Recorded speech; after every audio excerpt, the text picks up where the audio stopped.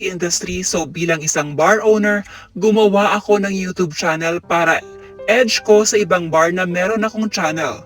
So unang nag-introduce sa akin sa mundo ng vlogging ay si Ma'am Sas na Laparan. Sabi niya sa akin, ang makakatulong sa iyo ay si Jomar Lovena. Si Jomar Lovena ang nagpakilala sa akin kay Zainab. During that time, nakwento naman sa akin ni Jomar na si Zainab ay naghahanap din ng racket at medyo gipit siya kaya ginawa niya akong customer. Kung napapanood niyo yung vlog ko, lagi akong nag-a-acknowledge kay Seb. Dahil sinasabi ko na isa sa mga taong tumulong sa akin sa industriya, hindi ako ipokrito. Galing to sa puso ko.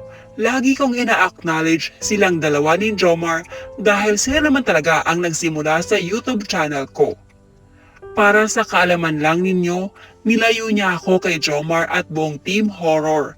Kaya makikita nyo na wala na si Jomar ng very long time dahil puro siya.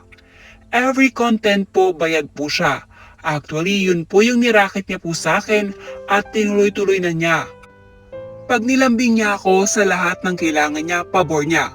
Para sa pansarili niya, sponsorship o lahat ng charity, wala akong regret sa pagtulong. Kahit wala sa vlog ko or nasa vlog ko, okay lang sa akin. Yun kasi tinulungan din naman ako ni Seb. Pero gusto ko lang i-clear sa inyo na sa harap ng kamera. Ipinakita niya sa inyo na siya ang nagbigay harap ng kamera. Alam ninyong lahat na siya ang tumutulong. Pero pag wala sa kamera, hindi ninyo alam na ako yung nagbabayad.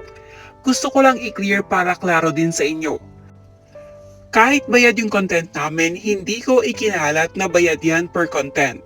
Hinayaan ko lang na gumanda ang imahe niya, na siya ang tumulong sa akin, yun yung totoo.